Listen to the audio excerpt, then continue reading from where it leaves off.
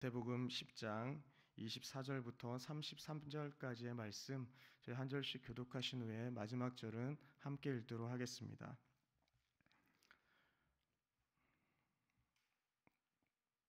제가 먼저 읽겠습니다.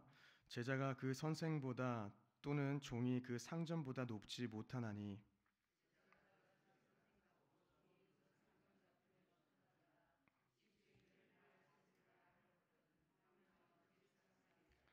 그런즉 그들을 두려워하지 말라. 감추인 것이 드러나지 않을 것이 없고 숨은 것이 알려지지 않을 것이 없느니라.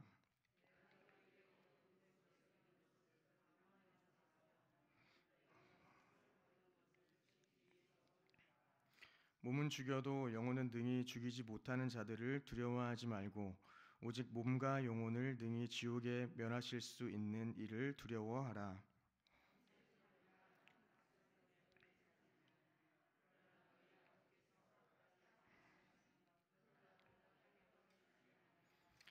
너희에게는 머리털까지 다 세신 바 되었나니 누구든지 사람 앞에서 나를 시인하면 나도 하늘에 계신 내 아버지 앞에서 그를 시인할 것이요 누구든지 사람 앞에서 나를 부인하면 나도 하늘에 계신 내 아버지 앞에서 그를 부인하리라. 아멘. 마태복음 10장은 12제자를 파송하는 내용입니다. 저희들의 인식에는 이 12제자가 익숙하실 텐데 이 10장 2절을 보니까 12사도라고 칭하고 있습니다. 그렇다면 이 12사도와 제자는 어떤 차이가 있을까요? 제자는 다른 사람에게 배우는 사람이라는 뜻입니다. 일반적으로 예수 그리스도의 가르침을 따르는 그러한 모든 무리들을 가리킵니다. 이러한 용어는 복음서에서 많이 언급되고 있는데 예를 들어서 모세의 제자, 세례 요한의 제자, 또 예수 그리스도의 제자 등으로 기록되고 있습니다. 한편 이 아포스톨로스라는 이 사도라는 이 뜻은 어떤 의미일까요? 사도는 보낸 자를 대표하여서 보냄을 받은 자라는 뜻을 가지고 있습니다. 그런데 이 용어는 이 제자라는 말과는 달리 성경에서 아주 특별한 경우에만 사용되는 것을 저희가 확인할 수 있습니다. 성경에서 사도로 불리기 위해서는 몇 가지 자격 요건이 필요했습니다. 첫째는 예수 그리스도를 직접 배웠고 그리고 그의 부활을 목격한 사람이어야 사도로 불릴 수 있었습니다. 사도행전 1장 22절을 보면 항상 우리와 함께 다니던 사람 중에 하나를 세워서 우리와 더불어 예수께서 부활하심을 증언할 사람이 되게 하여라 라고 기록하고 있습니다. 둘째는 여러 가지 이적을 행할 수 있는 그러한 은사를 부여받은 사람이 자격 요건에 충족되었습니다. 사도행전 5장 15절부터 16절을 보게 되면 심지어 병든 사람을 메고 거리에 나가 침대와 요 위에 누이고 베드로가 지날 때에 혹 그의 그림자라도 누구에게 덮일까 바라고 16절을 보시면 예루살렘 부근에 수많은 사람들도 모여 병든 사람과 더러운 귀신에게 괴로움을 받는 사람을 데리고 와서 다 나음을 얻었다라는 것입니다. 이렇게 치유하는 그러한 능력, 이러한 은사들이 나타났던 사람에게 사도로 불렸던 것입니다. 세 번째는 예수 그리스도나 성령으로부터 선택받은 사람만이 사도로 칭함을 받을 수 있었습니다. 사도행전 1장 26절을 보면 제비 뽑아 마띠아를 얻으니 그가 11사도의 수에 들어갔다라고 기록하고 있습니다. 그러니 성도 여러분, 오늘날의 저희들 모두는 사도가 아니라 예수님의 가르침을 따르는 제자라 할 수 있습니다. 그래서 오늘 본문은 복음을 전하는 제자들에게 두려운 대상이 있다라는 것을 잘 보여주고 있습니다. 그러나 그 두려움의 대상은 이 세상의 권력이나 또한 악의 세력이나 핍박이 아니라 오직 하나님이 우리가 두려워할 유일한 대상임을 잘 나타내 보여주고 있습니다. 마태복음 10장 26절을 보시면 그런즉 그들을 두려워하지 말라. 감추인 것이 드러나지 않을 것이 없고 숨은 것이 알려지지 않을 것이 없다라고 기록합니다. 박해자나 핍박자를 두려워하지 말라는 말입니다. 지금 사람들이 복음을 알지 못하고 오히려 복음을 전하는 자들을 핍박하고 있지만 언젠가는 이 사람들이 이 복음이 진리라는 것을 깨닫게 되는 날이 올 것이니 너희들은 그러한 핍박자를 박해자를 두려워할 것이 아니라 나를 오직 나만을 두려워해야 한다라는 것을 나타내 보여줍니다. 그러면서 결과적으로 28절과 같이 몸은 죽여도 영혼은 능히 죽이지 못하는 자들을 두려워하지 말고 오직 몸과 영혼을 능히 지옥에 멸하실 수 있는 이를 두려워하라라고 결론짓고 있는 것이죠. 이렇듯 여러분, 제자들이 두려워할 대상은 이 반대자나 위협이나 핍박이 아니라 오직 하나님 한 분이신 줄 믿습니다. 그래서 저희들의 삶 가운데에서도 주님만을 두려워하고 주님만 경외하며 나아가는 저희들 모두가 되었으면 좋겠습니다. 그러면서 31절에 다시 한번 두려워하지 말라라고 기록합니다. 왜 두려워하지 않을 수 있습니까? 아버지께서 허락하지 않으시면 참새 한 마리도 땅에 떨어지지 않는데 주님께서 너희들을 많은 참새들보다 더 귀하다고 말씀하시기 때문입니다.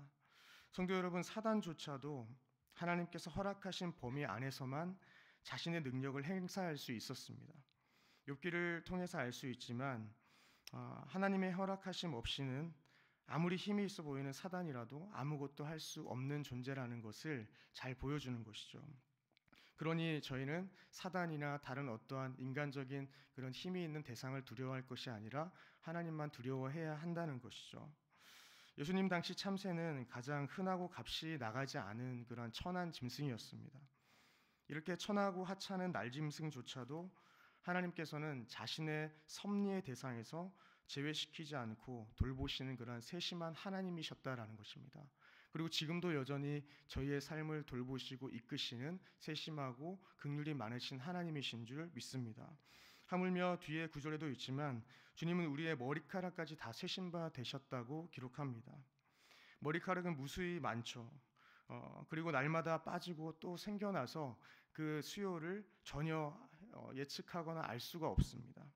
그런데 주님은 그런 우리의 머리카락까지 다 세시는 세심한 하나님이심을 나타내 보여줍니다. 그러니 제자들은 어떠한 핍박과 고난이 있다 하더라도 두려워하지 않을 수 있었다는 것입니다.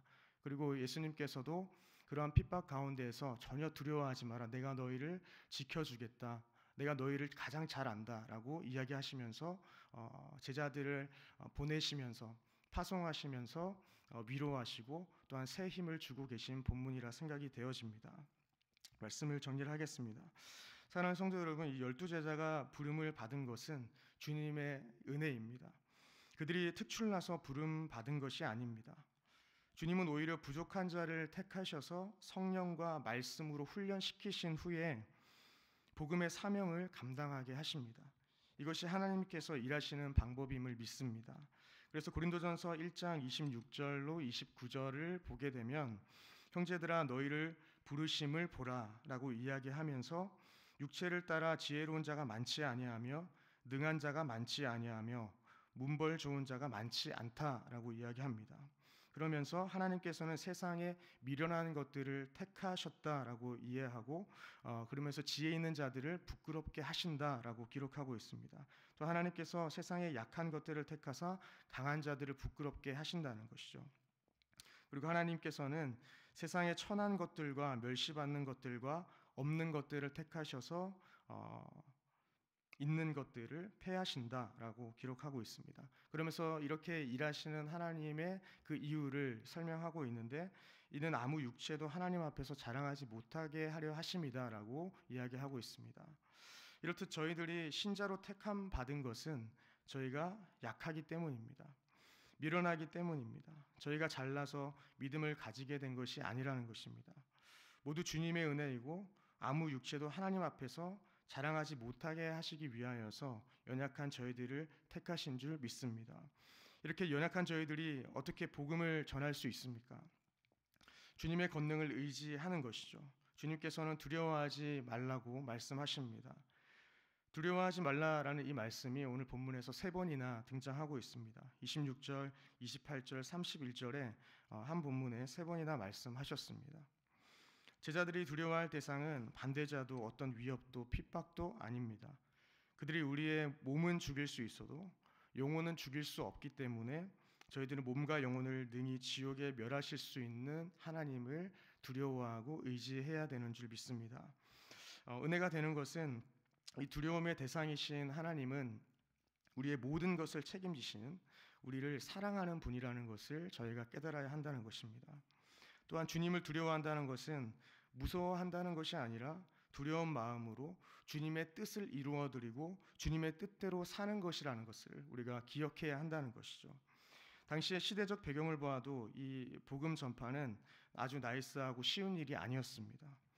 복음을 전하는 자에게는 반대자와 핍박과 박해, 때로는 목숨을 내놓아야 하는 일들이 많이 있었다는 것입니다. 저희는 이러한 상황에 직면해 있지 않다 하더라도 우리의 목숨과는 전혀 관계없는 삶을 오늘날 살아가고 있다 하더라도 저희는 이 역사적인 배경 아래에서 핍박받았던 그 성도들의 모습을 기억해야 합니다.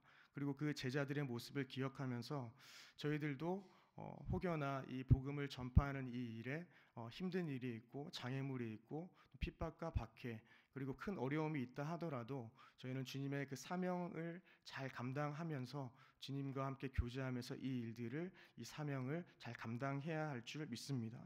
성경을 보면 주님은 화평을 주러 오신 것이 아니라 검을 주러 오셨다라고 분명하게 이야기합니다. 우리는 세상과의 타협이 아니라 세상의 모든 죄악과 불신앙에 대하여서 복음을 들고 싸워야 하는 제자들입니다. 그러니 자기 십자가를 지고 제자의 삶을 살아가는 저희들 모두가 되시기를 소망합니다. 원하기는 저희 모두 하나님 앞에서 받을 상을 기대하며 주님만 두려워함으로 주님의 이름으로 선을 행하며 복음을 들고 세상으로 나아가는 저와 여러분들 되시길 주님의 이름으로 축원드립니다. 기도하시겠습니다.